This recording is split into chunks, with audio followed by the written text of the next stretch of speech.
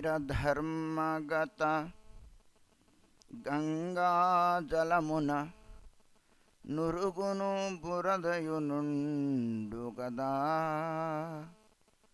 నీరధర్మగత గంగా జలమున నురుగును బురదయునుండు కదా.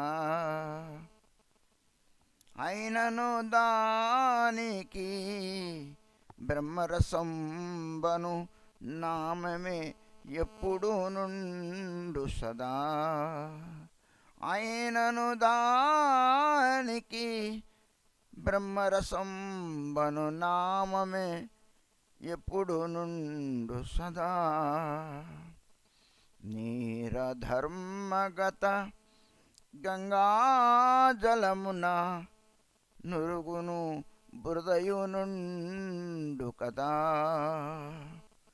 ఈ గతి సాధుల దేహము సైతము చిన్మయమే ఇది సత్యము.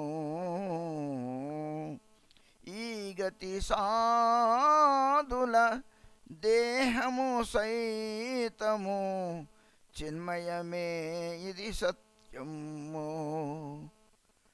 అది జడమని నిందించడి వారల్లదో గతి పాలగదురు నమ్ము. అది జడమని నిందించడి వారలదో గతి పాలగదురు నమ్ము. నీరధర్మగత గంగా జలమున నురుగును బురదయునుండు గదా. సాధు నింద సల్పెడి జీవులకెట్లును తప్పదు యమదండనము. మాధవ ఇట్టి మహాపరాధమున పతితము చేయకు నామనము. మాధవ ఇట్టి మహాపరాధమున పతితము చేయకు నామనము. సాధువు నీవాడే నీ వైభము కరుణాళుడు కూడా. సాధువు నీవాడే నీ వైభవమే తత్వమే కరుణాళుడు కూడా. అతడును గ్రహించినచో నరులకు దొరుకును నీ పదముల నీడ. అతడను గ్రహించినచో నరులకు దొరుకును నీ పదముల నీడ. నీరధర్మగత గంగా జలమున నురుగును బురదయునుండు కదా. హరే కృష్ణ హరే కృష్ణ కృష్ణ కృష్ణ హరే హరే. హరే రామ హరే రామ రామ రామ హరే హరే. ఏన జన్మశతైః పూర్వం వాసుదేవః సమర్చితః తన్ముఖే హరినామాని సదా తిష్టంతి భారత. హరే కృష్ణ కృష్ణ కృష్ణ హరే హరే. హరే రామ రామ రామ హరే హరే. ప్రియ భగవద్బంధులకు సాయంకాల వందనం. శ్రీలా నరోత్తమ్ దాస్ ఠాకూర్ విరచిత ప్రేమభక్తి చంద్రికని ఆస్వాదిస్తూ 12వ సంపుటాన్ని నిన్న విన్నాం. ఒకసారి చెప్పుకొని ముందుకు వెళదాం. సాధు శాస్త్రో గురు వాక్యో హృదయే కురియా ఐక్యో సతత భాసివో ప్రేమ మాజే కర్మీ జ్ఞాని భక్తిహీన్ ह्याके कुरिवो भिन नरोत्तम ये तत्व गाजे.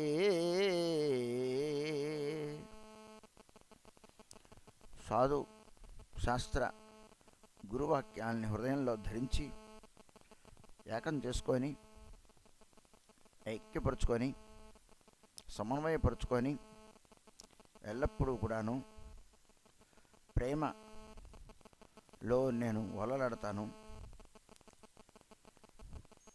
కర్మి జ్ఞాని భక్తిహీనులు వారిని నా సాధన సంబంధమైన విషయముల నుండి నేను విడిగా ఉంచుతాను.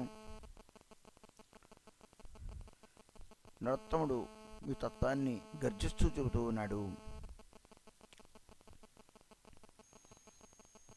అంటే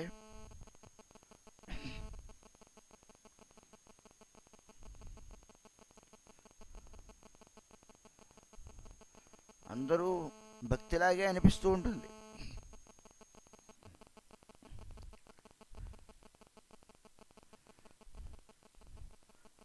కానీ శుద్ధ భక్తి అంటే ఏమిటో తెలుసుకోవడం అనేది చాలా కష్టం. శుద్ధ భక్తుల దగ్గర ఉంటేనే కానీ సత్సంగం ద్వారా కానీ అది తెలియదు.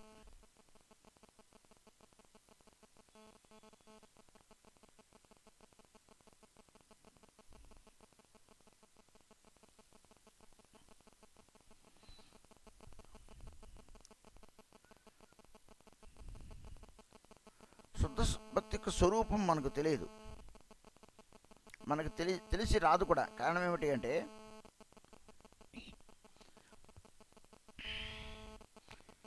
మన దగ్గర అందుకోలేని స్థాయి ఉన్నది,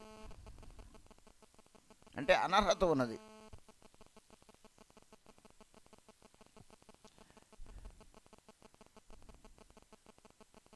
అయోగ్యత ఉన్నది.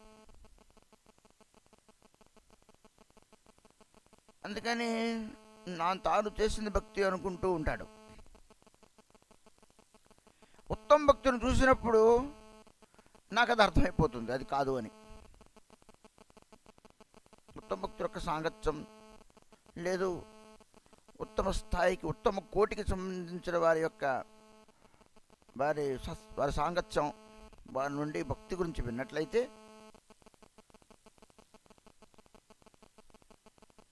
నేను చేసేది భక్తి, నా భావన కరెక్టా కాదా అనేది.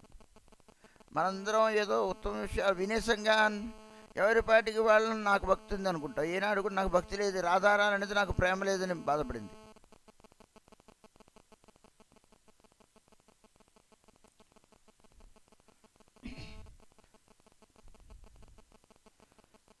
మనం చాలా ప్రేమ అనే మాటని చాలా చులాగా వాడేస్తాం. నాకు ప్రేమ ఉంది, నీకు ప్రేమ లేదు, నాకెందుకు ప్రేమ లేదు, అది నేనేదో చేసుకుంటూ అదేదో ప్రేమ అనుకుంటావు. నువ్వు ఎప్పుడైతే నువ్వు అనుకుంటూ ఉన్నావు ఇది ప్రేమ, ఇది భక్తి, ఇది సాధన, ఇది భజన, నీ పాటికి నువ్వు ఎప్పుడైతే నీకు ఆలోచన ఎప్పుడైతే వచ్చిందో ఇంకా ముందుకెళ్ళవనేది ఉండదు, అయిపోయింది. అక్కడికి మనకి కొల మొక్కలు బయలుదేరిపోయాయి. ఈ కలుపు మొక్కలు మన నుండే బయలుదేరుతాయి. అది అపరాధానికి కారణమైపోతూ ఉంటుంది. దానివల్ల భక్తి ఉత్తరం నశించిపోతూ ఉంటుంది, కానీ అహంకారం పెరిగిపోతూ ఉంటుంది. లోపల మనకు ఉన్నదా అసలు లేదు, ఏదో మనకి ఆ నిష్ట లేదు, సాధన లేదు, భజన లేదు, వ్యాకులత లేదు, వికలత్వము లేదు, వైరాగ్యం అంతకంటేనూ లేదు. అసలు మన దగ్గర లేనివన్నీ కూడాను అసలు మన దగ్గర లేవు, అవన్నీ కూడా బయటకు చెప్పుకోం. బయటకు చెప్పుకోమంటే నిర్భయంగా భగవంతునికి విన్నవించుకోలేము.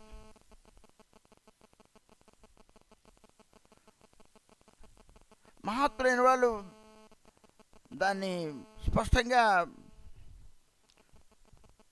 చెప్పేశారు. వాళ్ళ యమునాచార్య వారు ఆలవందర్ స్తోత్రంలో బోళ్ళు ఇలాగ ఒకరు ఇద్దరు కాదు, బోళ్ళు విషయాలు. నాకు భక్తి లేదు,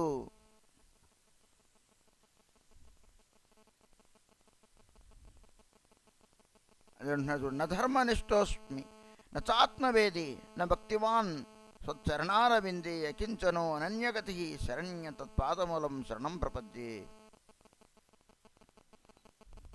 ధర్మనందు నిష్ట లేదు నాకు, ఆత్మతత్వం తెలిసిన వాడిని కాను, నీ చరణం కమలమయందు నాకు భక్తి అంతకంటూ లేదు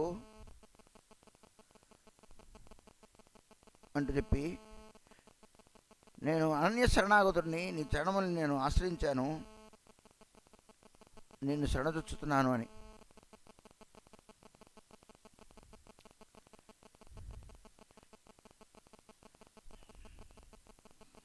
మనం వింటూ ఉంటాం.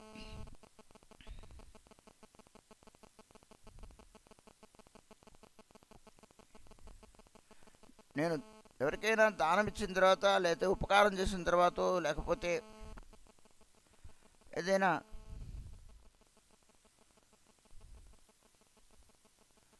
వెంటనే మర్చిపోవాలి. ఇతరుల యొక్క ఉపకారాన్ని, ఇతరులు తనకు చేసిన మేల్ని జీవితాంతం గుర్తుపెట్టుకోవాలి, దాన్ని గొప్పగా కూడా పెట్టుకోవాలి.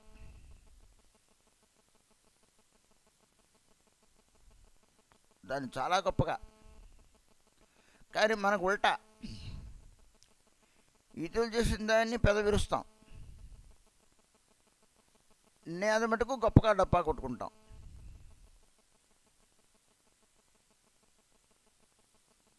అంటే మనకు కృతజ్ఞత బాగుంది, కృతజ్ఞత, ఇతరుల యొక్క మేలు మర్చాం. స్వప్రశంస, శ్లాఘం, ఆత్మశ్లాఘం మనకు ఎక్కువైపోయాయి. అందుకని చెప్పారు, ధనాన్ని వదిలిపెట్టడం ఇబ్బంది ఏం లేదు, ఎంతసేపు పట్టదు. వదిలిపెట్టారనే దాన్ని రోజు ఆలోచిస్తున్నావే, నేను అది వదిలేశాను, ఇది వదిలేశాను అని నీకున్న భావన ఏదవుతుందో నువ్వు వదిలిపెట్టలేదనమాట. అంటే నువ్వు ఆసక్తి వదిలిపెట్టలా, నువ్వు వదిలిపెట్టాననే ప్రతిష్ట వదిలిపెట్టలా. ధనాన్ని వదిలిపెట్టు, అది పెద్ద ఇబ్బంది పడదు, అది ఇబ్బంది లేదండి, అది పెద్ద వదిలిపెట్టడం అనేది కాదుట. మనకు కావాల్సింది ముందు దాని యందు అనాసక్తి కలిగి ఉండడం, దాని ఆలోచనే ఉండకూడదు మనకి. అది ఇవాళ నేను మల విసర్జన చేశానండి, ఇంత పోయిందని ఏమైనా స్మరిస్తూ ఉంటానా? చేయను.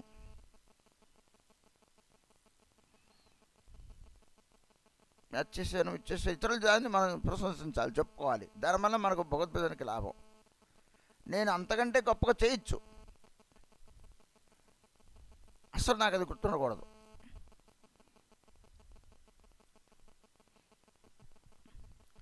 ఇదేమి నేను చేసినప్పుడు నేను చాలా భక్తివంతుడిని అని అనుకుంటున్నాం చిన్న విషయమే. దాన్ని అసలు మర్చిపోయాను, దాన్ని అసలు వదిలేసాను అనే భావన నాకు ఉండకూడదట. నేను ఇల్లు వదిలేశాను, ధనం వదిలేశాను, ఆస్తి వదిలేశాను, ఉద్యోగం వదిలేశాను, నేను అందరిని వాళ్ళని వదిలేశాను అంటే వదిలేసానంటే స్మరిస్తున్నామనే అర్థం.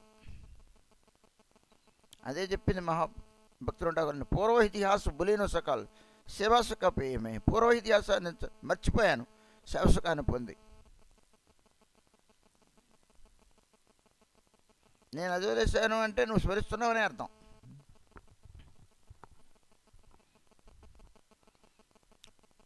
మరి ఈ విషయాలన్నీ వినడం ఎందుకు అంటే, ఇగో ఇలాంటి మనలో చాలా సంస్కారం నేర్చుకోవాల్సిన తెలుసుకోవాలి. మనకి రావు, ఎందుకు రావు తెలిసినా మన పుట్టుక అలాంటిది కాదు. ఒకటి చెబుతుంటే అందుకునే స్థితి మనకు లేదు. ఇంకా మీరే గట్టిగా సరిగ్గా చెప్పాలండి, మీరు మాకు అర్థమయ్యేలా చెప్పాలండి, నువ్వు అర్థకునే స్థితి లేదు అక్కడ. అది ఒప్పుకోలేని స్థితి మళ్ళాను. అంటే నాకు తెలివితేటలు ఉన్నాయి, నేను చదువుకున్నాను, మీరు చెప్పండి, నాకు అర్థం పోదు, నాకు అర్థం కదా, నాకు చెప్పండి, నాకు అర్థం అవుతుంది, మీరు చెప్పినా చెప్పండి. మీ మనసులో సగం భావం ఉంచుకొని చెబితే నాకేం అర్థం అవుద్ది? అంత కరెక్ట్గానే. కానీ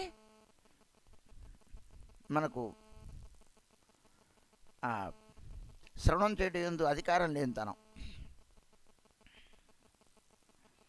దానికి అందుకోవడానికి తయారైన చెవులు ఇంకా తయారవల. ఒకవేళ అయినప్పుడు కూడాను లోపలికి అది ఆచరణ మనం ఏం చేయం. అందుకని ఏంటంటే ముందుకు వెళ్ళాం. కనీసం మనం ఆచరించక్కర్లా. క్షుణ్ణ శ్రద్ధగా మనం వింటూ ఉంటే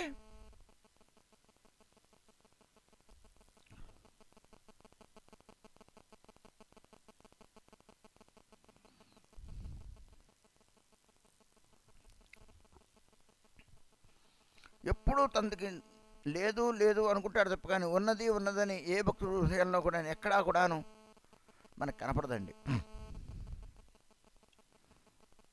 మనం దేవుడి దగ్గర కూడా అలా చెప్పుకోలేకపోతున్నాం.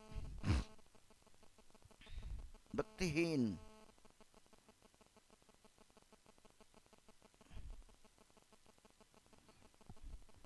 అర్చన పద్ధతిలో మీరందరూ, మీ దగ్గర అర్చన పద్ధతి పుస్తకం ఉందని నేను తరుస్తాను. అర్చన చేసిన తర్వాత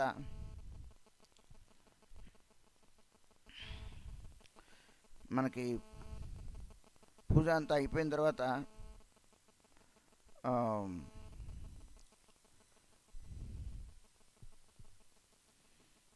విజ్ఞప్తి పంచకం అనేది ఉంది. అలానే వేరే ఇంకొక 5 శ్లోకములు కూడా ఉన్నాయి. ఇవి తప్పక మనం చదవాలి. చదవాలి అంటే మననం చేయాలి, మనం స్మరించాలి, భగవంతుడి దగ్గర మనం చెప్పుకోవాలి, విన్నవించుకోవాలి. ఇది ప్రధానమైంది. పూజ అంతా చేసావు, మీ పుస్తకాల్లోనే ఉన్నాయి, మీరు పూజ చేసేవాళ్ళు చదువుకుంటున్నారేమో అనుకుంటాను. పూజ దగ్గర కూర్చొని నేర్చుకోవాలి. ఏదో పూలు పెట్టేయడం, తులసి పెట్టేయడం అయితే అయిపోతుంది. ప్రక్రియ కూడా మనం తెలుసుకుంటే ఇంకా బాగుంటుంది.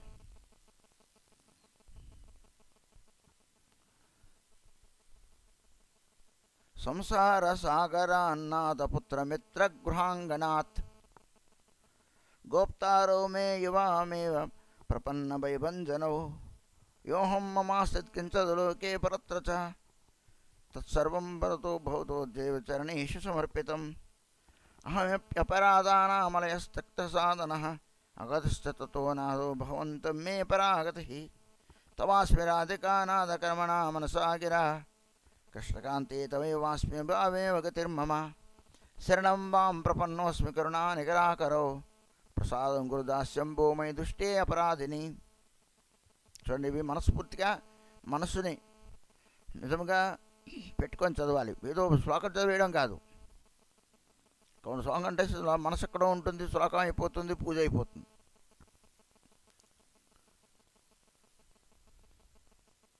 ఏం చెబుతున్నారో చూడండి. సంసార సాగరాన్నాథ పుత్రమిత్ర గృహాంగనాథ్ గోప్తారో మేవామేవ ప్రపన్న భైభంజనౌ.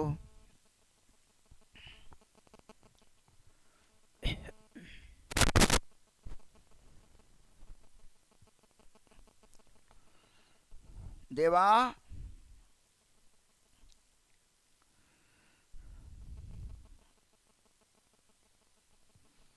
ఎవరెవరిని?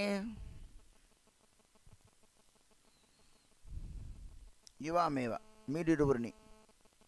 ఎవరిని ఉద్దేశం చదువుతున్నాం? రాధా గోవిందుల్ని. ఏం చెప్పాలి?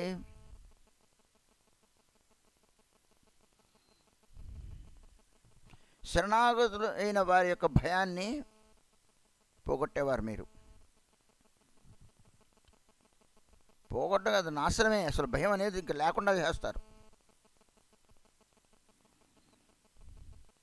సంసారం అనే సాగరము నుండి పుత్రమిత్రులతో కూడిన ఈ యొక్క గృహము నుండి మమ్మల్ని రక్షించండి.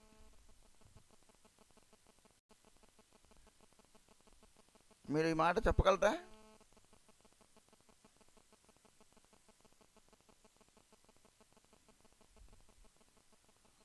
సంసార సాగరానాథ పుత్రమిత్ర గృహాంగనాథ్. సంసార సాగరం నుండి పుత్రమిత్ర గృహాంగనాథ్. పుత్రమిత్రులతో నిండిన ఈ గృహము నుండి, ఈ పితృలొద్దు, పురుషుడైతే నాకు భార్య వద్దు, నాకు భర్త వద్దు అని స్త్రీ అయితే, ఇవన్నీ మీరు మనస్ఫూర్తిగా చెప్పగలరా? మమ్మల్ని రక్షించండి. వీళ్ళ నుండి రక్షించమంటే అర్థం ఏంటి? వాళ్ళ నుండి రక్షించే వాళ్ళు చక్కగా మన చక్కటి పిల్లలు, చక్కటి భర్త, చక్కటి భార్య, రక్షించమని ఎందుకుంటోంది? మమ్మల్ని అందరినీ మనం ఏమంటాం? మా ఫ్యామిలీని అందరినీ కాపాడు తల్లి, తండ్రి, మా పిల్ల పాప బిడ్డలతో అందరూ చల్లగా ఉండాలి అని బ్రాహ్మణులు ఆశీర్వదిస్తూ ఉంటారు. మనం కూడా దేవుడి దగ్గరికి వెళ్ళి నేను అందరినీతో కూడా మీరు చల్లగా చూడండి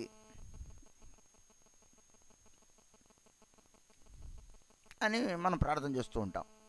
కానీ ఇక్కడ ఏం చెబుతున్నారు? నేను చెప్పట్లేదు స్వామి, ఇదంతా ఏదో ఆచారమేగా చెబుతున్నాను అనుకోవద్దు. మీరు అర్చన పద్ధతి పుస్తకం తీసుకొని మీరు చూసుకోండి. నేను ఏదైనా మాట్లాడుతూ ఉంటే ఏదో గ్రంథమో ఏదో మహాత్ములో ఎక్కడో మహాత్ములు చెప్పిందో చదివిందో అయ్యే ఉంటుంది. నన్ను మీరు స్తోత్రం చేస్తున్నారు అనుకోండి, మీరు ఎదగలేరు.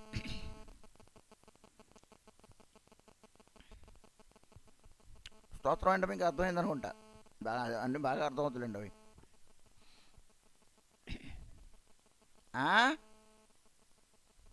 అర్థమైందా? సరే, శుభం. ఏం చెప్పుకుంటాం? అయ్యా ఆశీర్వదండి పూజారి గారు అండి, పతి పుత్రులతో చక్కగా ఉండాలని, అందరూ బాగుండాలి అంటారు. సాధువులైతే వాళ్ళు ఆశీర్వదించాలి, కృప చూపుతూ ఉంటారు. ఆ కృప ఏంటంటే కొంపలు ఉండిపోతాయి. ఆ కృప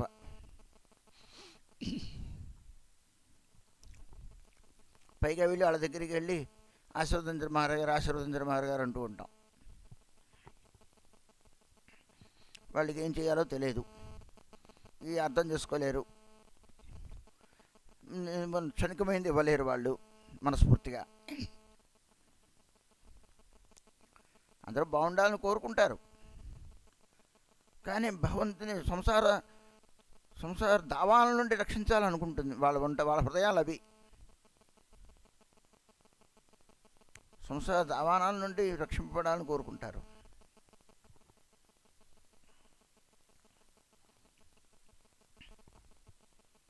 వాడు సాధువులు కాబట్టి.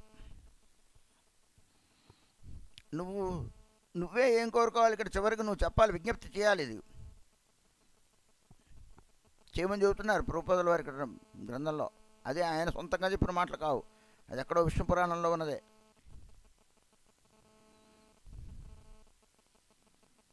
శాస్త్ర గురువాక్కులు మనం స్వీకరించమని కదా. శరణాగతులైన వారి యొక్క భయాన్ని పోగొట్టబడి. ఎందుకన్నారు? ఏం భయం ఉంది? అనుక్షణం మనం భయపడుతూ ఉంటాం.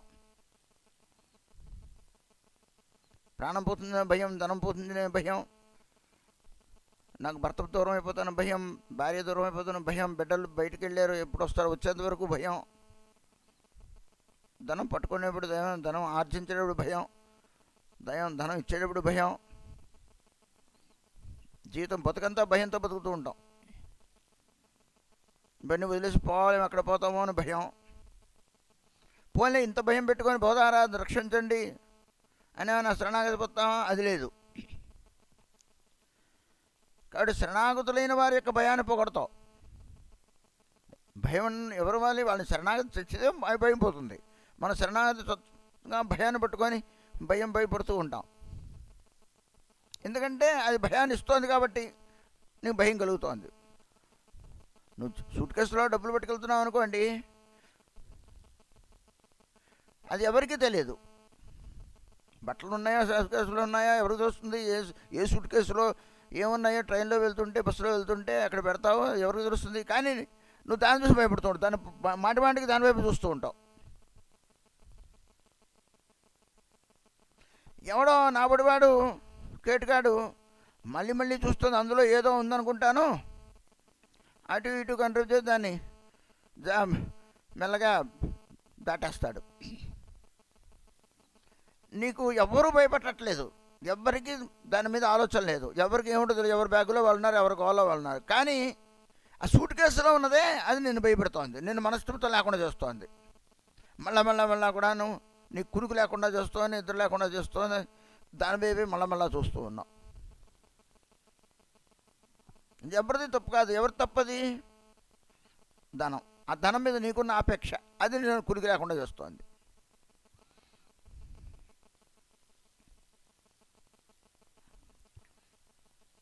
అదండి. శరణాగతులైన వారి భయాన్ని నాశనం చేసేవాడివి నువ్వు. అంటే నేను శరణ చూస్తే భయం పోతుంది. మీరు కూడా సంసార సాగరం నుండి మమ్మల్ని రక్షించండి. నిష్కపటంగా చెప్పగలగాలి పూజ చేసి. మనం ఏనాడైనా చెప్పామా ఆ మాట? మనం ఎందుకు ఉత్తరం పడతాం? భయం వేస్తోంది ఆ మాట చెప్పాలంటే. దానికి దమ్ముండాలి, దానికి మనకి గట్స్ ఉండాలి. అవి లేవు. దేవుడు ఏదో భక్తి చేస్తుంది తప్ప కానీ వదిలేయమంటే మనకి ఎలా వదిలేస్తామండి బాబు? మరి పూజ అంతా అయిన తర్వాత మరి అదే చెబుతుంది ఇక్కడ. సంసార సాగరం నుండి, పుత్ర మిత్రులతో నిండిన గృహాన్ని నుండి నన్ను రక్షించు, మీరు రక్షించండి.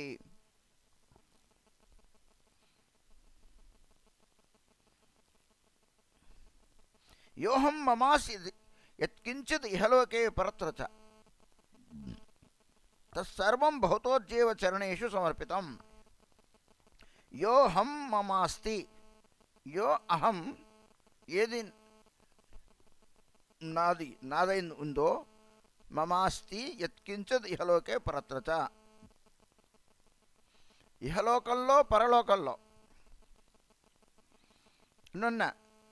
నన్ను నా సర్వాన్ని ఇప్పుడే నీ చరణం మీద సమర్పించుకుంటున్నాను. ఇహలోకే పరలోకే, ఇహలోకే పరత్రచ తత్సర్వం భవతోజ్జీవ చరణేషు సమర్పితం. అంటే ఏమిటి? ఇహలోకంలో ఉన్న ఆ సంపదలు, పరలోకంలో నాకు ఇతర ఆపేక్షలు ఏవైతే ఉన్నాయో, ఏ కోరికలైతే ఉన్నాయో, ఏ సుఖాలైతే ఉన్నాయో అవన్నీ కూడాను నేను పూర్తిగా నీకు సమర్పిస్తున్నాను.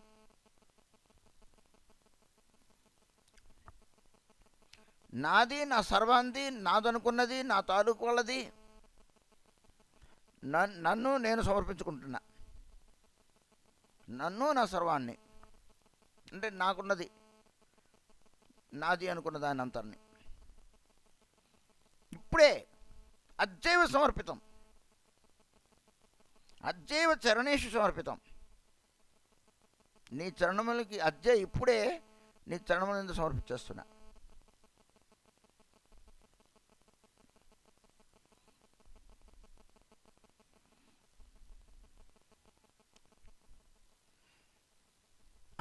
అపరాధానాం ఆలయస్త్యక్త సాధన అగతిశ్చ తతో నాథో భగవంతం మే పరాగతి. అహం అపరాధానాం ఆలయ, అపరాధాలకి ఆలయం అంట నేను. ఆలయం అంటే ఏంటి? సమూహం అని అర్థం. అపరాధమయం నేను అపరాధాలకి స్థానమై ఉన్నాను. అంటే అపరాధముల యొక్క నెలవు నేను. అంటే అపరాధములన్నీ ఏవైతే కూడగచ్చు ఉంటాయో అది నేను. అపరాధం యొక్క రూపం దాలిస్తే ఎలా ఉంటుంది? ఇగో అది నేను. త్యక్త సాధన, నాకు సాధన ఏమీ లేదు, నేను సాధన ఏమి సాధన, నేనేం సాధన చేయలేకపోతున్నాను, నాకు ఎలాంటి సాధన లేదు, ఎలాంటి యోగ్యత లేదు, ఎలాంటి సాధనాలు నేను చేయలేకపోతున్నాను.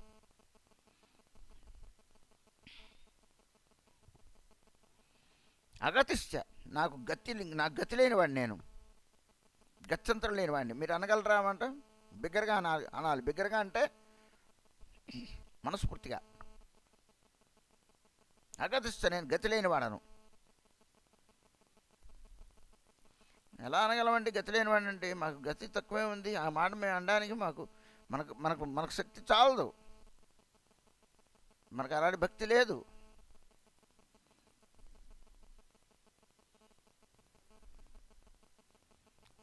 అగతి, నా గతి లేనివాడిని. గతి అంటే ఏమిటి? మన దృష్టిలో గతి అంటే ఏం చెప్పుకుంటాం?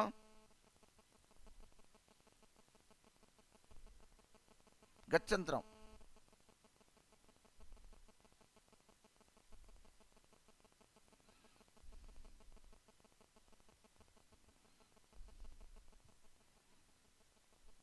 నాకు ఎవరు నాదుడు లేదు. అగతిశ్చ తతో నాదౌ భగవంతం మే పరాగతి. నాకెవరూ లేరు, గతి లేని వాణ్ణి, మీరిరువురు నాకు నాథులు, పరమగతియు అయి ఉన్నారు. ఇంకెవ్వరి మీద నాకు ఇక భరోసం మీరు మనసులో పెట్టుకోకూడదు.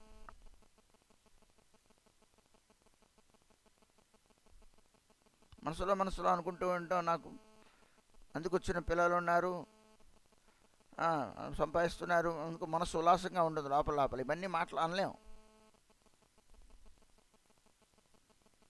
ఇవన్నీ అనడానికి త్యాగం ఎంతో చేయాలి, మనసు చాలా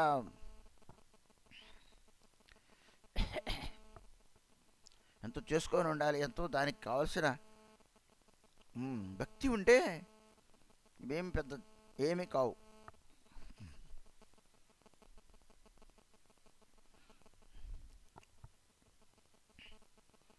మీరే నాకు పరమగతి అయి ఉన్నారు. తవాస్మి రాధికానాథ కర్మణా మనసాగిరా, కృష్ణకాంతే తవే వాస్మి వామేవ గతిర్మమ.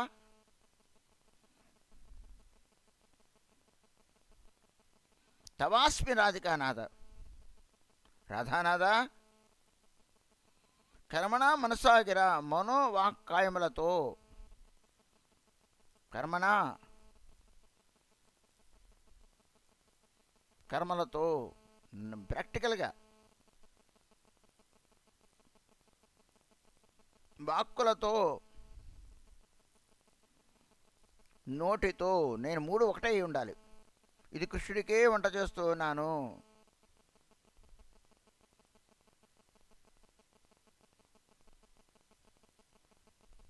నేను బియ్యం పోసుకునేటప్పుడే మేము నలుగురం, కాబట్టి నేను వంట చేసేటప్పుడే నాకు అది వచ్చేసింది. ఇంకా దేవుడు ఏం తింటాడు అంటే చాలా కష్టమని చెప్పడం మనందరికీ. ఎవరికి ఎవరికే నేను వండుకొని నేను తింటున్నప్పుడు ఇంకా ఎవరికి పెట్టినప్పుడు అదే అవుతుంది. మరి అప్పుడు నేను ఒక్కడే ఉన్నాను, నా ఒక్కడికి ఇంత ఉప్మా చేస్తే చాలు, కొలుచుకునేటప్పుడు ఇంత సరిపోతుంది అనుకుంటున్నాను, అది చేస్తున్నాను. దేవుడికి నామినల్లు.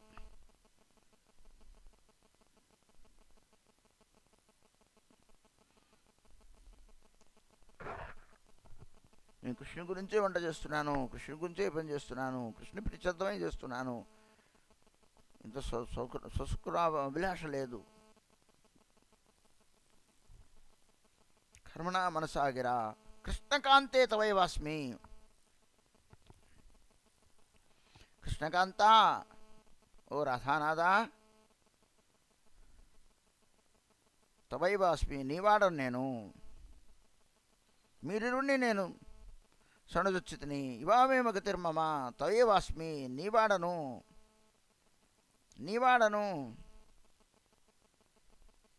అదంత గొప్ప మాట తెలుస్తుండే. నీవాడను నేను.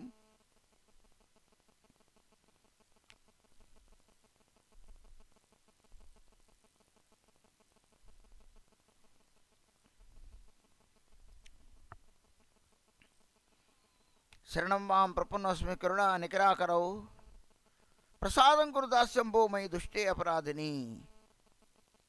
శరణం మాం ప్రపన్నోస్మి కరుణా నికరౌ, కరుణా మయులారా శరణం మా ప్రపన్నోస్మి, నేను శరణిచ్చాను, మీకు ప్రపత్తి పొందాను, నేను ప్రపన్నుడను, నేను ప్రపత్తి పొందాను మిమ్మల్ని. ప్రసాదం కురుదాస్యం, అనుగ్రహించండి. కురుదాస్యం, మీ దాసత్వాన్ని ప్రసాదించండి. మై దుష్టి అపరాధిని, నేను చాలా దుష్టుడను, అపరాధిని. నిష్కపటంగా చెప్పుకోవాలి ఈ విషయాన్ని భగవంతుడి దగ్గర. మనం చెప్పుకోలేం నేను దుష్టుడు ఎందుకయ్యాను, వాడు దుష్టుడు వాడు దుష్టుడు వాడు దుష్టుడు. కానీ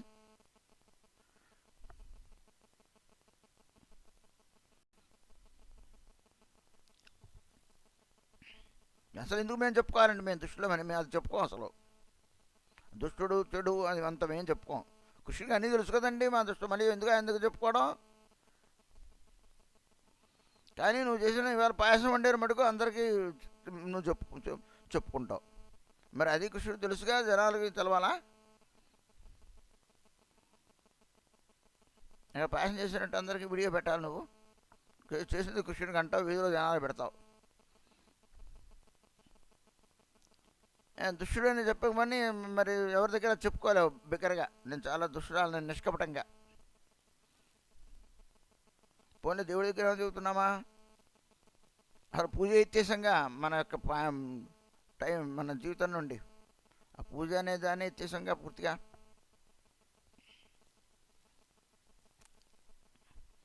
అదే లేనప్పుడు ఇవన్నీ ఇంకా అసలు ఉండవు.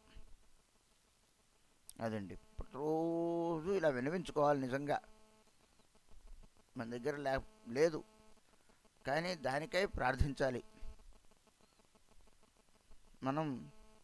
మనం ఏంటో మనకు తెలియదు.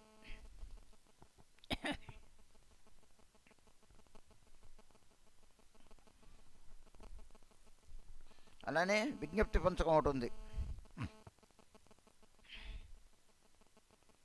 మత్సమో నాస్తి పాపాత్మ నాపరాధీశ కశ్చన పరిహారేపి లజ్జామింకి ప్రే పురుషోత్తమ. మత్సమో నాస్తి పాపాత్మ, పురుషోత్తమ మత్సమో నా వంటి పాపి కానీ అపరాధి కానీ ఎవడునూ లేడు. అందరినీ అపరాధులుగా చూస్తాం, నేను నిరపరాధను అనుకుంటా, నా దగ్గర తప్పులేదు అనుకుంటాను.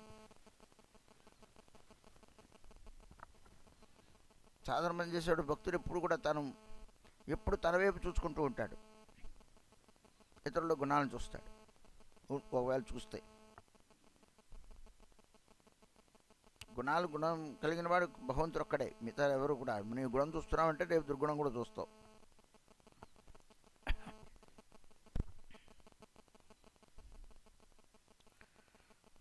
నా వంటి పాపి లేడు, నువ్వు నిష్కపంగా చెప్పుకోగలగాలి.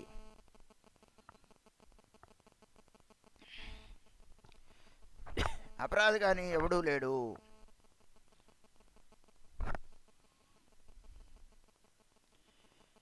క్షమింపమని వెడదామన్నా నాకు సిగ్గుగా ఉన్నది. పరిహారేపి లజ్జామికం పురుషోత్తమ,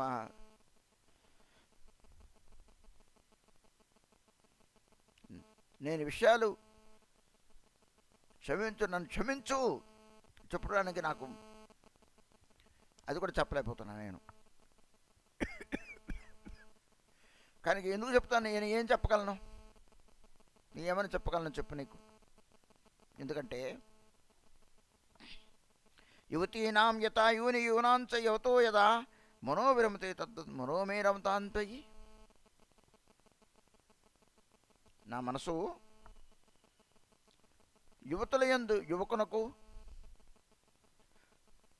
యువకులయందు యువతికి, యువతులకు ఎలా లగ్నమై ఉంటుందో, యువతుల పట్ల యువకులకు, యువకుల పట్ల యువతులకు,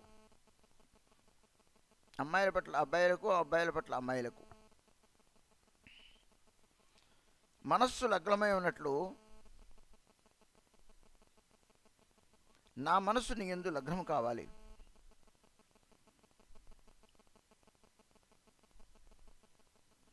యువతీనాం యథా యూని యూనాంచ యువతో యథా మనోభిరమతే తద్వద్ మనోమే రమతాంత్వయి. నా మనసు నీ పట్ల రమించాలి. ఎప్పుడైతే మనసు ఒక స్త్రీ పట్ల, ఒక అమ్మాయి పట్ల, ఒక అబ్బాయి పట్ల అమ్మాయి ఇప్పుడు రమిందో 24 గంటలు అనుకోకుండానే ఆ స్పృహలోనే ఉంటారు, ఆ ప్రేమలోనే ఉంటారు, ఆ ఆలోచనలోనే ఉంటారు. అది అనుకోకుండా అత్యంతంతో ఉండడం జరుగుతూ ఉంటుంది. అలా నిరంతరం కూడా నా మనసు అలా లగ్నమే ఉండాలి నీ పట్ల, నీ యందు.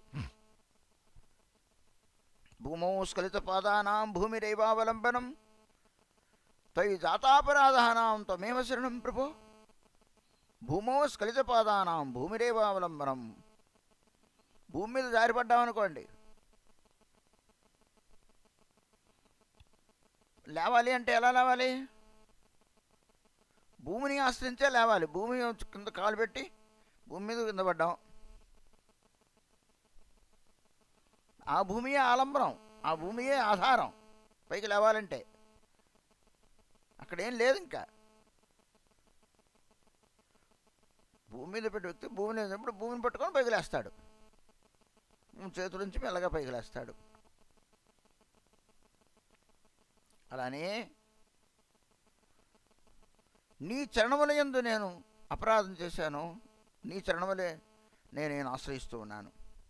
తవి జాతాపరాధానం తమేవ శరణం ప్రభో. నీ పట్ల నేను అపరాధం చేసిన వాడిని, నీ యందు అపరాధిని నేను. కానీ నిన్నే శరణుజొచ్చుతూ ఉన్నాను. ఇంకా నాకు వేరే మార్గం లేదు.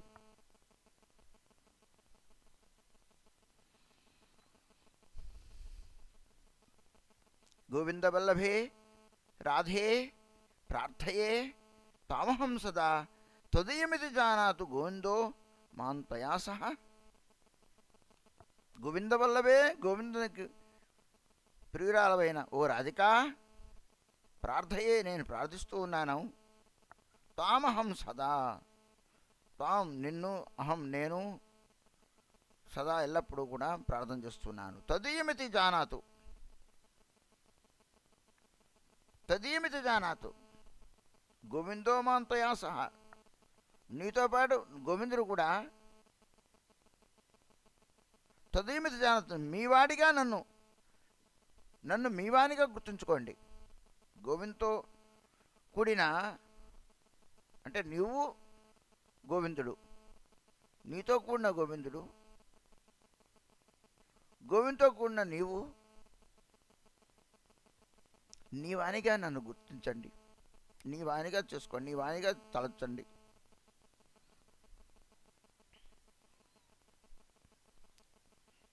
రాధే బృందావనాధీశే కరుణామృతవాహిని కృపయా నిజ పాదాబ్జదాస్సు మహ్యం ప్రియతాం. రాధే, కరుణామృతము వర్షించు రాధా, నీ పాదములకు సేవాభాగ్యమే నాకు ప్రసాదించు. రాధే బృందావనాధీశే కరుణామృతవాహిని కృపయా నిజ పాదాబ్జదాస్యం మహ్యం ప్రదీయతాం. నీ పాదపదం పట్ల దాసత్వాన్ని నాకు ప్రసాదించు. ఈ మాట మటుకు అంటాం, కానీ మన దుష్టబుద్ధులను ఆయన దగ్గర ఏకరు పెట్టుకోవడానికి మనకు సిగ్గు. నాకేమున్నాయని పెట్టుకోవడానికి? నాకేమున్నాయి? నాకేం లేవుగా, నేను ఉత్తముణ్ణి. మొహం ఆయన ఎదురుగుందా నేను ఎలా ఎత్తగలను అనుకోవట్లేదు ఏనాడు కూడాను. నేను మొహం ఎత్తుకోవడానికి నేను తప్పు చేశాను? భగవంతుడు భక్తులైన వాడు మొహం ఎత్తుకోలేటండి. ఎందుకంటే తాను అపరాధిగా తలంచుతూ ఉంటాడు. ఆయన్ని మర్చిపోవడమే, ఆయన సేవించకపోవడమే, ఆయన్ని తనవాడిగా అనుకోకపోవడమే భక్తుడు అపరాధిగా చూస్తుంటాడు. ఎలాంటి అపరాధాలు ఆయన చేయలే, కానీ ధైర్యంతో వినయంతో ఉంటూ పాదపదముల దగ్గర అతని మనసు ఉండిపోతుంది. తలకాయ పైకి ఎత్తలేడు. ఇంకా నేను నా మొహాన్ని చూపించలేకపోతున్నాను, నువ్వు చెప్పినట్టుగా నేను నడవలేకపోతున్నాను. అన్నీ నేర్పించుకోలేకపోతున్నాను. నీకు నా మొహం ఎలా చూపించను? కానీ నువ్వే తప్ప నాకు వేరు లేరు. నీ చరణములే నాకు శరణ్యములు, ఆశ్రయములు, ఆలంబనములు అంటూ మనం వెళ్ళంగానే ముందు దేవుడి దగ్గర మొహం చూస్తాం. కృష్ణుడు నవ్వుతున్నాడు, నా అనిపించ బాగుంది చెప్పుకుంటూ ఉంటాం. పాదం ఏమయ్యట, అవి రుచికరంగా లేవు.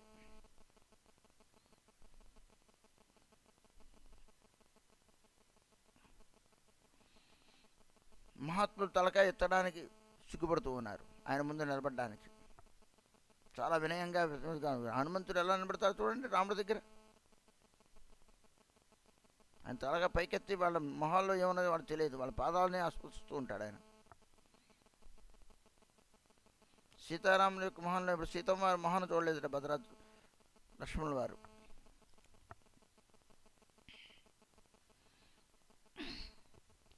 ఇవన్నీ మనం తెలుసుకోవాలి, నేర్చుకోవాలి.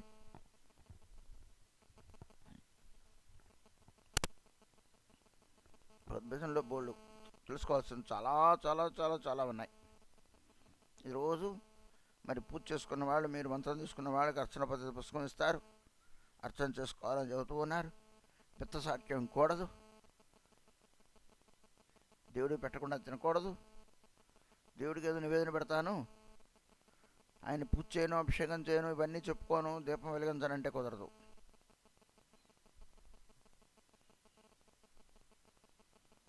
మీద నివేదన పెడతానండి, పూజ చేయకుండా పూజ నివేదన ఏంటి?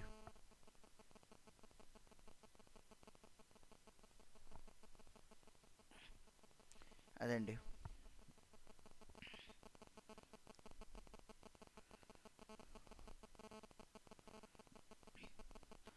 అన్యో అభిలాషో ఛాడి జ్ఞానకర్మ పరిహరి కాయమనే కొరివు భజన్ సాధు సంగో కృష్ణ సేవా నా పూజివు దేవి దేవా ఏ భక్తి పరమకారన్.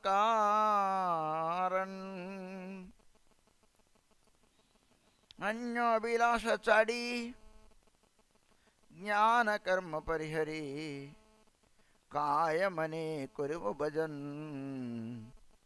సాధు సంగ కృష్ణ సేవా నా పూజివో దేవి దేవా ఏ భక్తి పరమకారన్.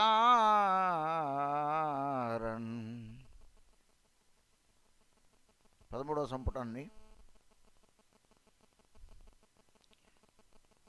రూపగోస్వామిపాదుల వారు అన్యాభిలాషిత శూన్యం జ్ఞానకర్మాజ్జనావృతం ఆనుకూల్యేన కృష్ణానుశీలనం భక్తిరుత్తమా. ఆ శ్లోకానికి ఆయన భావంలో, ఆయన భాషలో ఈ పయారు రాశారు. అది రూపగోస్వామిపాదుల వారు భక్తిరసామ సింధులో చెప్పిన మాట. దానికి అది కూడా చెప్పుకోవడం తర్వాత ముందు నరోత్తమ ఠాకూర్ వారు ఏం చెప్తున్నారు అది విందాం. సామాన్య అర్థం చెప్పుకొని విశేష అర్థంలోకి మనం వెళదాం. అన్య అభిలాష ఛాడి జ్ఞానకర్మ పరిహరి కాయమనే కొరివు భజన్. ఠాకూర్ మహాశయులు పూర్వ తిరుపతి చందంలో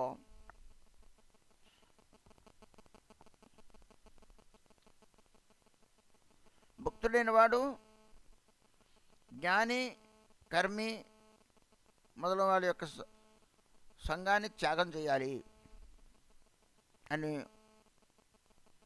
శుద్ధ భజన యొక్క ఉపదేశాన్ని వారు ఇచ్చారు మనకి. సాధకుడు శుద్ధ భక్తి పొందాలనుకున్నవాడు కర్మి, జ్ఞాని మున్నగు వారి యొక్క సాంగత్యం చేయాలి, వాళ్ళ భావాలని స్వీకరించకూడదు.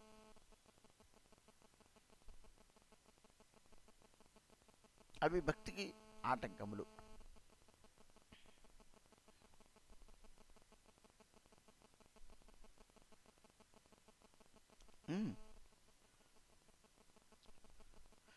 ఇక్కడ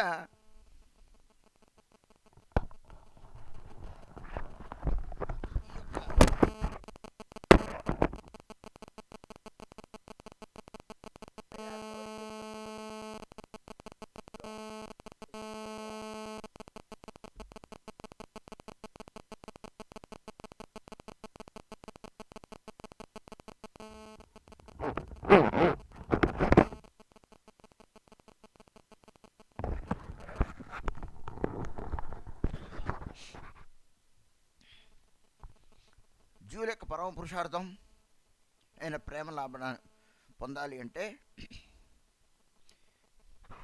ఏకైక ఉపాయం, ఏకైక సాధనం గురించి చెబుతూ అన్య అభిలాష చాడి జ్ఞానకర్మ పరిహరి. అన్య అభిలాష, అన్యమైన అభిలాష. అన్యము అంటే ఇతరము, ఇతరమైన అభిలాషలు. ఇతరం అంటే ఏమిటి? ఇతర అభిలాషల్ని విడనాడి. అన్య అభిలాష చాడి అంటే ఇతర అభిలాషల్ని విడనాడి, ఇతర కోరికలను విడనాడి.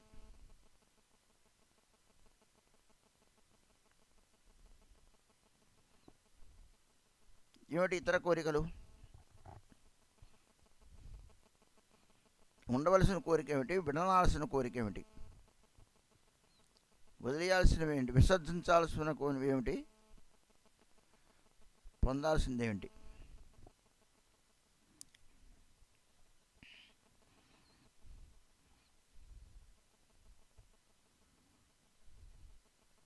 అన్య అభిలాష ఉండడానికి వీలేదుట. ఏమిటి అన్యమైంది?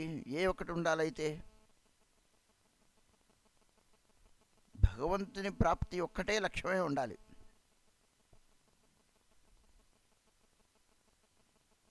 భగవంతుని పొందుడు ఒక్కటే లక్ష్యం. అది అభిలాష అవ్వదు. అది పొందాలంటే మిగతా అభిలాషలు నీ దగ్గర ఉండడానికి వీలేదు. ఉంటే అది ప్యూర్ భక్తి కాదు.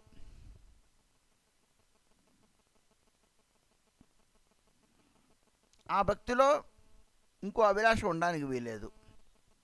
భగవంతుని సుఖ విధానమే తప్ప కానీ, భగవంతుని ప్రాప్తి, భగవత్పాదపద్మ ప్రాప్తే తప్ప కానీ, భగవత్ ప్రేమ ప్రాప్తే కానీ, భగవంతుని భక్తి కలగాలని అదే కానీ ఇంకా ఇతరమైన అభిలాషలు ఏవి ఉండడానికి వీలేదు. ఇంకా ఇహలోక పారలౌకిక అభిలాషలు ఏమీ ఉండడానికి వీల్లేదు.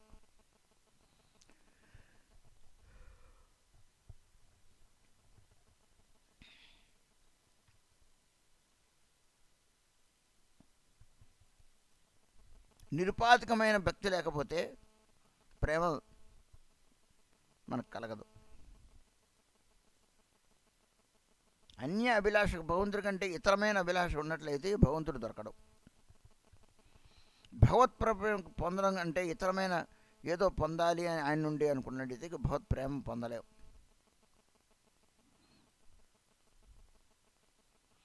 భగవంతుడు నాకు కావాలి అంటే అన్యది వదిలేయాల్సిందే. అదేంటండి? ఎందుకు వదిలేయాలి మేము?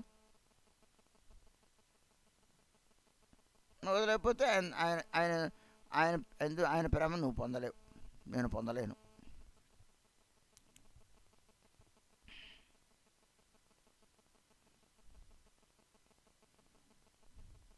ఎంతవరకు హృదయంలో భుక్తి ముక్తి పిశాచాదులు అంతవరకు కృష్ణ ప్రేమ ఎలా లభిస్తుంది? రూపకృష్ణ పదాల కోసం చేస్తూ ఉన్నారు.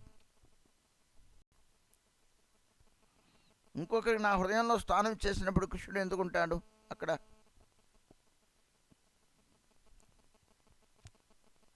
ఆయన పక్కన ఉంటాడు. ఏమైంది? ఇంతమందికి నేను విశాలమైన హృదయం ఇచ్చాను. నా భార్యకి నేను నాలో విశాలమైన హృదయం కాడిగా ఒక స్త్రీకి ఇవ్వగలిగాను. ఎక్కడో అమ్మాయిని మరి నేను తీసుకొచ్చి నేను సాగుతూ ఉన్నా, చూస్తూ ఉన్నా, చేస్తూ ఉన్నా. నాది విశాలమైన హృదయం కాదా? ఆవిడకి బిడ్డలు పుడితే నా బిడ్డలుగా నేను చూసుకోవట్లేదు. ఆవిడకి పుడితే బిడ్డలు, నాది విశాలమైన హృదయం కాదు. వాడితో పాటు ఆవిడ బంధుబాంధవులు వస్తే వాళ్ళందరికీ నేను చూస్తూనే ఉన్నాను. మరి నాకు విశాల హృదయం కాదా? అలానే ఆయన కూడా కృష్ణునికి నా ఇంట్లో ఒక మూల గూడు ఇచ్చినట్టు నేను నా హృదయ కుహరంలో ఆయనకి స్థానం ఇస్తా. అందరికీ కూడా భోజనం పెడతాడు, ఆయనకి కాస్త భోజనం పెడతా.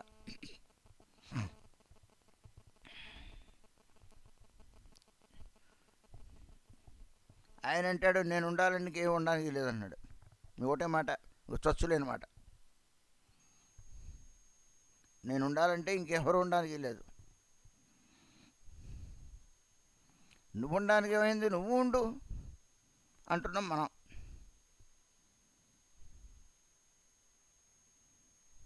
ఆయన ఉతుకోలేకపోతున్నాం, ఎందుకంటే ఆయన ద్వారా ఇవన్నీ పొందుతూ ఉన్నాగా. ఇవి వదిలేయలేము, ఆయన అక్కర్లేదు అనలేము.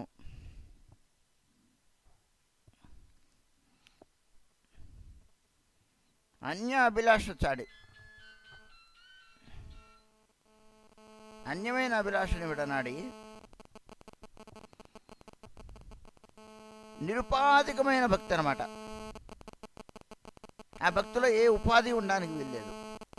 ఉపాధి అంటే ఏమిటి? కారణం, ప్రయోజనం, లక్ష్యం, ఇదండి. ఏం దానికి ప్రయోజనం ఏమి ఉండాలి? వీళ్ళు కృష్ణుని ప్రేమిస్తున్నానంటే ఏమిటి ప్రయోజనం? నాకు ఏమీ ప్రయోజనం లేదు. ఎందుకు పూజిస్తున్నావు? ఆయన పూజించకుండా ఉండలేను, ఆయన ప్రేమించకుండా ఉండలేను. ఏమిటి నువ్వు ఆయన ఎందుకు ప్రేమిస్తూ ఉన్నావు? ఈ లోకల్లో కసేవాడు గుడ్డిని ప్రేమిస్తాడు,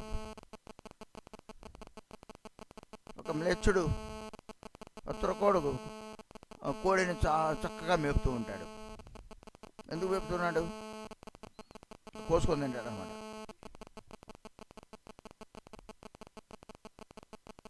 ఈ లోకంలో మన ఎందుకు ప్రేమిస్తూ ఉన్నారు? రాజామోరే ప్రతికోరే సేమోర్ బంధన్ సనాతన గోస్వామి అన్నారు.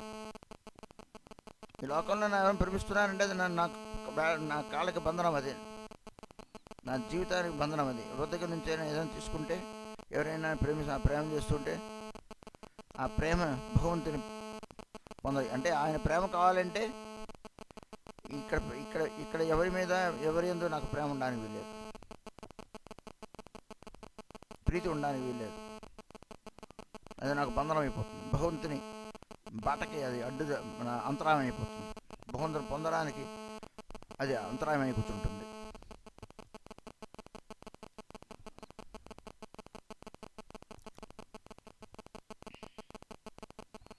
ఉపాధి,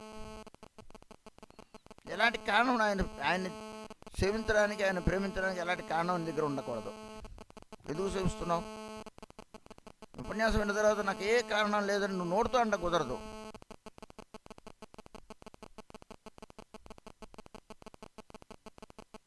ఏది ఉండడానికి వీల్లేదు. ఇది ప్రాక్టికల్గా మనం ప్రాక్టికల్లో చూసి రావాలి. నేను ఎంత కపడతని అనుసరిస్తానో అంత దూరం అయిపోతా కృష్ణుడికి. ఎంత కపడత చేస్తూ ఉంటామో అంత దూరం అయిపోతూ ఉంటాం.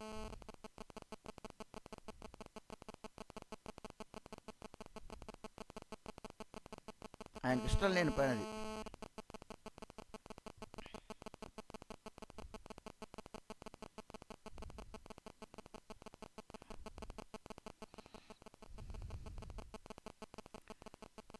ఎలాంటి కారణం ఉండడానికి వెళ్ళలేదు.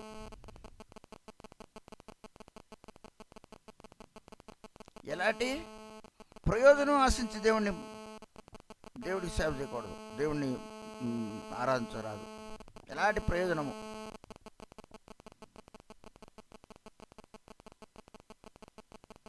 ఎలాంటి లక్ష్యము, అంటే ఎలాంటి ఉద్దేశం ఉండడానికి వీల్లేదు. అంటే మాటలు వేరే విషయం, అదే అర్థం ఉండడానికి చెబుతున్నమాట. కారణము, ప్రయోజనము, లక్ష్యం వేరే వేరే యాంగిల్స్ అనమాట. దీనికి ఉపాధన పేరండి ఇక్కడ సందర్భంలో.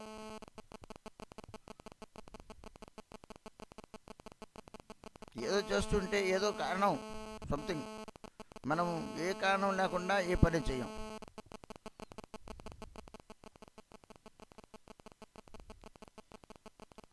అలానే భగవంతుడికి కూడా ఒక కారణం పెట్టామనుకోండి, అది భక్తి అవ్వదు.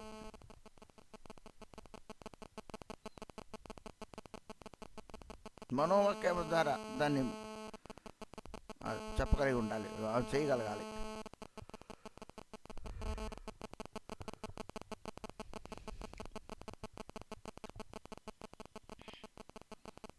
సర్వోపాధి వినిర్ముక్తం తత్పరత్వేన నిర్మలం వృషికేన వృషికేశ సేవనం భక్తిరుచ్యతే భక్తిరుచ్యతే అని నారదుల వారు అంటారు పంచరాత్రంలో. అదే భక్తిరస్వామి సింధులో రోగోష్ణ పదుల వారు అన్యాభిలాషిత శూన్యం జ్ఞానకర్మార్జనావృతం ఆనుకూల్యేన కృష్ణానుసేవనం భక్తిరుత్తమా.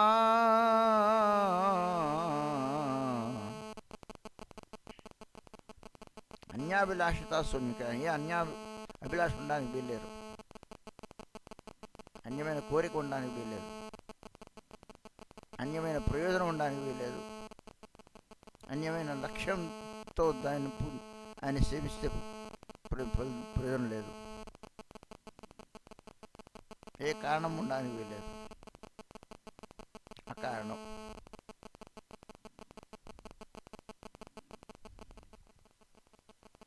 నిష్కించనా భక్తి, అనన్యాభక్తి.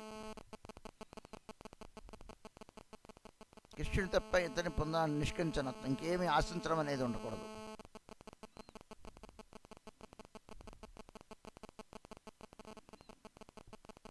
ఆయన ఏదో కోరికతో, ఏదో భావంతో, ఏదో భయంతో ఆయన ఆశ్రయించడం కాదు, సంసార భయంతో కూడా కాదు, ఆశ్రయించకూడదు. విపత్తులో ఉండి కూడా నేను రక్షించండి అని ఆయన ఆశ్రయించకూడదు.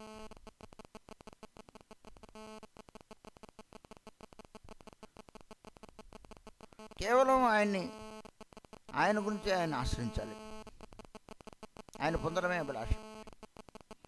పిల్లవాడు అమ్మ చూడకుండా ఉండలే, అమ్మని ఓ తీర్థంతో తల్లితో వెళ్ళాడు.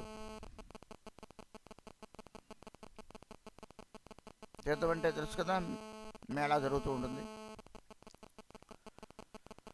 ఏది చూస్తే కొనిపెట్టమని చెబుతున్నాడు తల్లిని.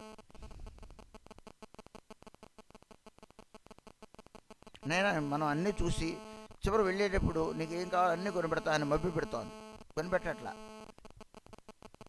తల్లి. మరి ఏది చూస్తే అది కొనిపెడుతుందో 4 రోజులు వాడిన తర్వాత వదలపడేస్తాడు. వాడేమో ఏది చూస్తే అది కొనిపెట్టు, ఇది బోర కొనిపెట్టు, బార కొనిపెట్టు, అక్కడ ఏదో స్వీట్లు అమ్ముతుండే అది కొనిపెట్టు, అక్కడ ఏదో బొమ్మలు కొనిపెడితే అది కొనిపెట్టు, అక్కడ ఏదో ఇంకోటి అది కొనిపెట్టు, అక్కడ చాలా రకాలు ఉంటాయి.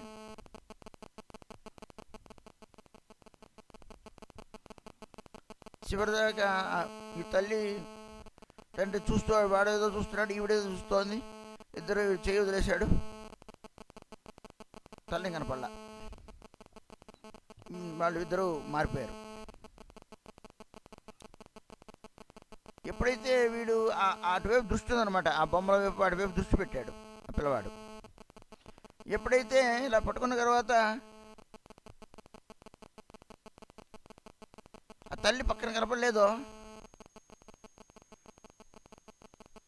అమ్మ అమ్మ అమ్మ అమ్మ అంటూ ఏడుస్తూ వెతికేస్తాడు.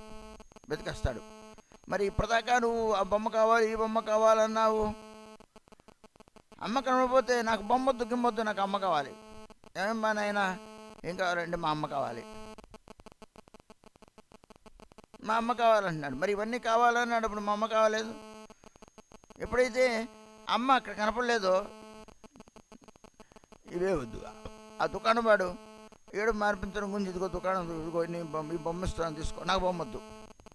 మరి బొమ్మ కావాలన్నాడు ఇందాక వరకు, ఈ బొమ్మ కావాలన్నాడు, ఆ బొమ్మ కావాలన్నాడు, ఆ వస్తువు కావాలన్నాడు, ఈ వస్తువు కావాలన్నాడు, ఏది ఇప్పుడు ఆ బోర కావాలన్నాడు, ఈ రంగు కలజోడు కావాలన్నాడు, ఆ ఈల కావాలన్నాడు, ఆడుకునే వస్తువు కావాలన్నాడు పిల్లవాడు కదా.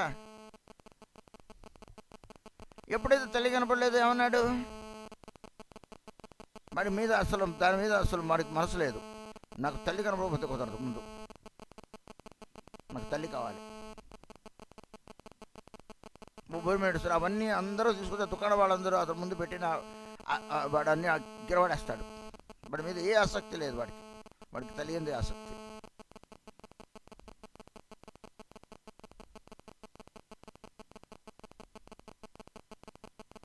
ప్రాక్టికల్గా మనం ఈ విషయాన్ని చూడొచ్చు. అదండి. అలాగా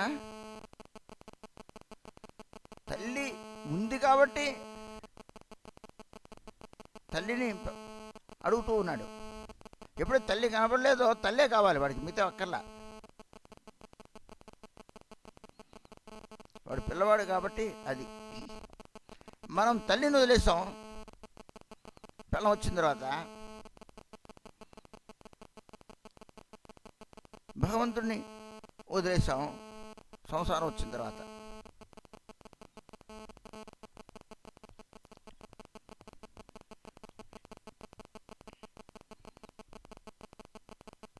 ఎలాంటి ఉపాధి నిరుపాధికం, ఎలాంటి ఉపాధి ఉండడానికి వీల్లేదు. అది భక్తి. ఏమంటే మీరు శాసిస్తున్నారు మమ్మల్ని అనొద్దు. నారదు చెప్పింది, రూపకోశం పదలో చెప్పింది, పెద్దలు చెప్పింది, నరోత్తమ ఠాకూర్ చెప్పిందే చెబుతున్నా. భక్తి డెఫినేషన్ ఇస్తూ చెబుతూ ఉన్నారు.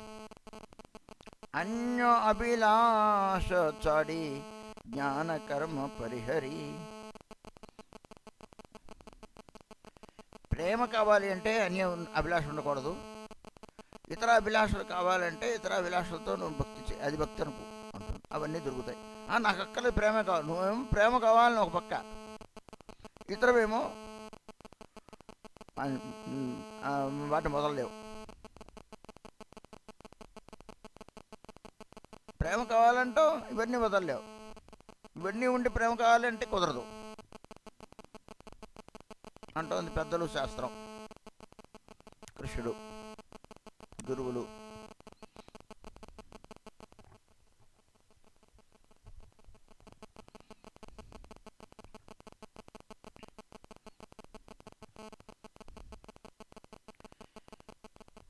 ఈ ఉపాధి రెండు ఇక్కడ సర్వోపాధి వినిర్ముక్తం అని చెప్పుకున్నాం. లేకపోతే ఆ యొక్క ఏమిటది, రెండు అన్య అభిలాష ఉండడం, అన్యమైన అంటే మిశ్రణం, అన్యం ఇంకో దాంతో నా భక్తి కలిగి ఉండడం.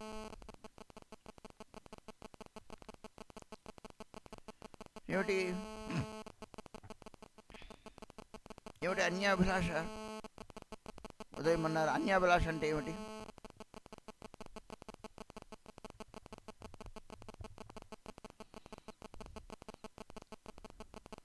ఇతర భోగవాసనలన్నీ కూడా నా అభిలాషలు, ఇతరవన్నీ అనుభవించాలి అనే భావం నీలో ఉండడానికి వీల్లేదు.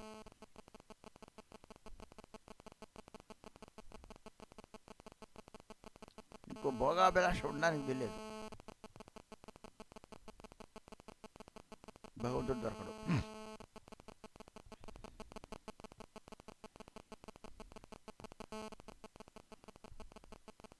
మోక్షవాసన వరకు ఉండడానికి వీల్లేదు. ధర్మగత కామములే కాదు, ముక్తివాంఛ కూడా ఉండడానికి వీల్లేదు.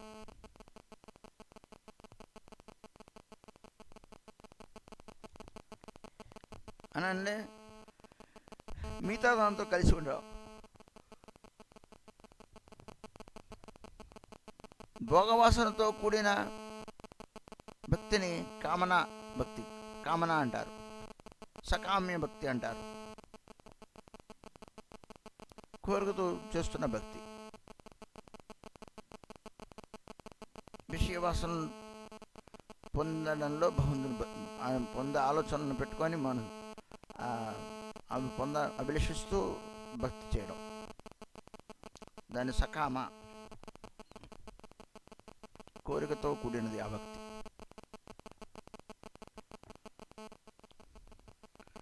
మోక్షవాసనతో కూడింది, ముక్తి పొందాలనే కోరికతో చేసే భక్తి. ఆ భక్తి కైవల్య భక్తి, కైవల్య కామ. కైవల్య భక్తి కాదు, కైవల్య కామభక్తి. ఒకటి సకామ, కోరికలతో కూడిన భక్తి. కైవల్యం అని కోరుకుంటూ చేసే భక్తి.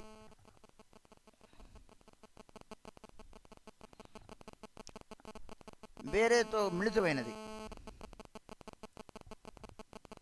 ఏమిటిది? వేరేదంతా మిళితమైన ఆ భక్తిలో ఏదే మిలనమై ఉంటాయి? జ్ఞానకర్మ అని నరోత్తమ ఠాకూర్ గారు చెప్పారు. ఏమిటి కర్మ అంటే? ఏమిటి కర్మతో కూడిన భక్తి అంటే? ఏమిటి కర్మతో కూడిన? మనం భోగం పెడుతున్నాము, వంట చేస్తూ ఉన్నాము, పూలమాల కడుతూ ఉన్నాము. కర్మ చేయకుండా ఎవరు ఉండగా? మరి ఇక్కడ కర్మ జ్ఞానం వదిలేమన్నాడు. కర్మ అంటే ఏమిటి? కర్మను వదిలేసి ఎలా ఉండగలం? దేవుడు నివేదన పెట్టాలి, దేవుడు వంట తీయాలి, దేవుడు చేస్తూ ఉన్నాం. మరి ఇది కూడా కర్మేగా. అంటే ఇక్కడ కర్మ చెప్పింది అది కాదు. కర్మ అంటే వేరు. అది ఆ కర్మ ఏమిటో తర్వాత చెప్తాను. స్మృతి శాస్త్రాదుల్లో చెప్పబడే నిత్య నైమిత్తిక కర్మలు, దాన వ్రతాది కర్మలు,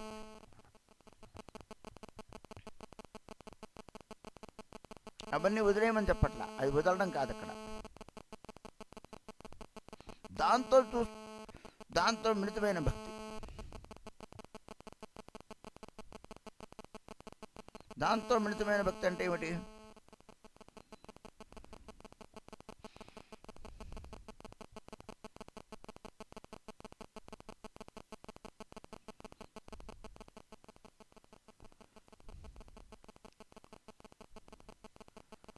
అవన్నీ చేస్తూ అది భక్తి అనుకోవడం. మనందరం చాలా భక్తివంతులండి అని మనం చెప్పుకోవడం.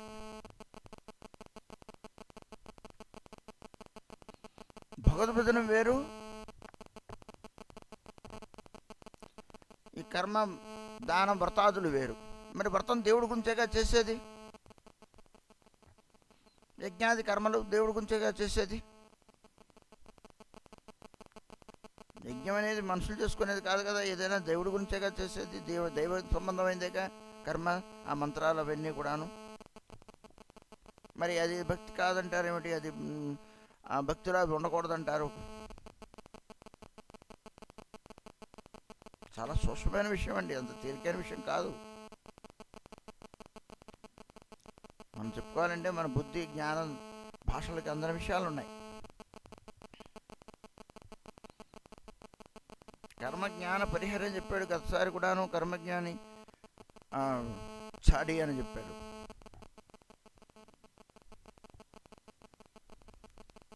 భక్తిహీనులు అని ఆయన చెప్పారు.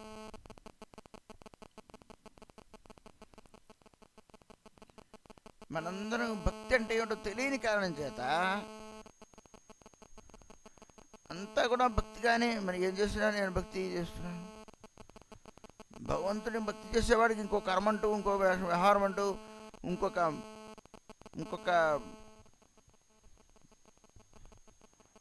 అంటూ ఏం ఉండదండి. మరి నిరంతరం భగవంతుడి గుణకీర్తనం చేస్తూ ఉంటాడు, భగవద్ గుణాది శ్రవణం చేస్తూ ఉంటాడు, భగవంతుడి సేవ చేస్తూ ఉంటాడు.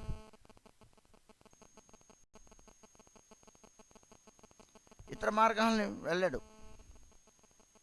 దానం అనేది ఒక కర్మ, అది ఒక పని, ఒక చేష్ట. అక్కడికి వెళ్ళి మేము గోదానం ఇచ్చాం, అబ్బో ఎంత భక్తి ఉందో, అదేం భక్తి ఏం కాదండి. భక్తి ఉంది కాబట్టి కాదండి నేను మఠంలో ఆవుని దానం ఇచ్చాను.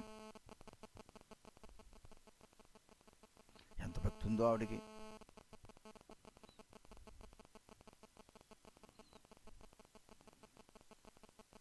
అదండి తాను అనుకుంటుంది, నాకు కృష్ణ మీద భక్తి ఉందిగా కృష్ణ దేవాలయంలో ఇచ్చాను. అసలు ఇచ్చింది దేనికిటా? గోదానం ఇచ్చేటట వైతరిణి నదిని దాటచ్చు, సునాయాసంగా స్వర్గానికి వెళ్ళచ్చు, సునాయాసంగా తరించవచ్చు, మంచిది కదా. గోదానం ఇస్తే మంచిది కదా, పుణ్యం కదా, ఏమిటో మంచిది కదా. ఏమిటా మంచి? ఏమిదో కోరుకోవట్లా మనసు. అదనమాట.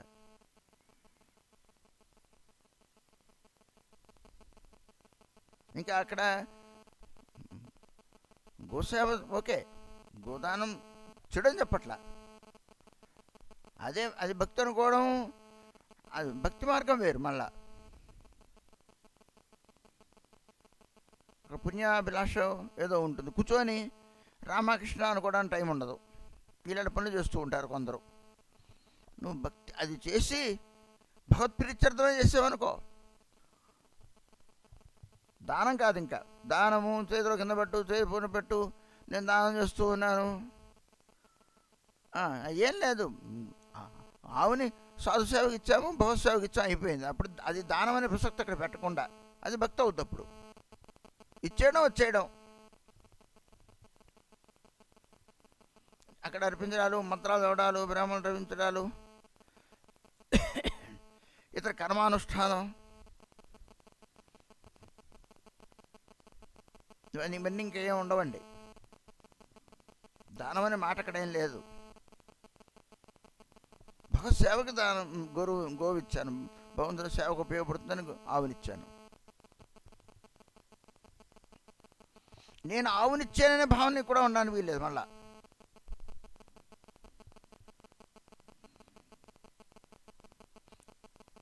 ఆవు బాగుందంటే ఎంత పెట్టుకున్నారు?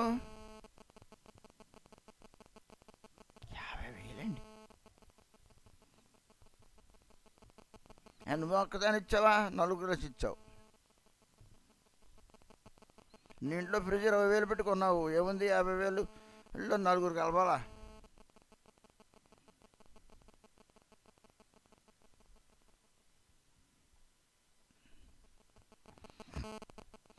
మనం చేసే వాటిల్లో భక్తి తక్కువ ఉంటుంది, ఆర్భాటం ఎక్కువ ఉంటుంది,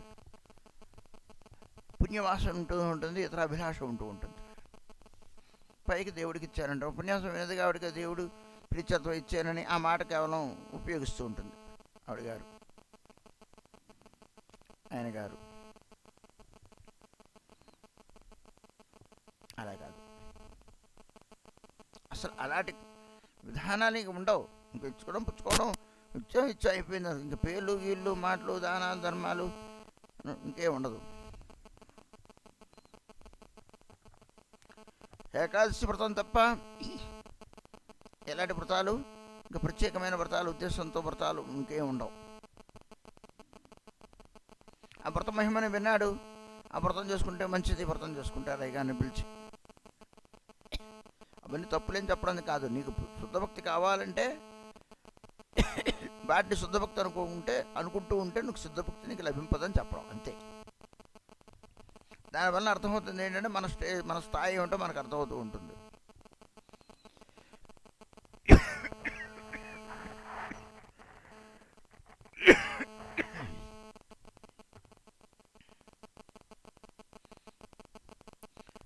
అదండి, వాడిని అన్ని వదిలేస్తుంది. పూర్తిగా వదిలిపెట్టమని చెప్తాను శాస్త్రం.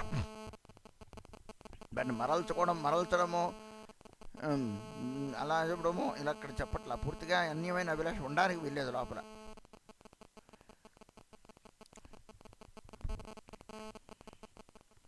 విషయాన్ని విన్నాను, టైం అయిపోయింది. మీ అందరికి కూడా ఆర్త టైం దాటిపోతుంది అనుకుంటాను. పాపం దీనికైనా కూర్చుంటే ఆర్త చూడలేరుగా పాపం.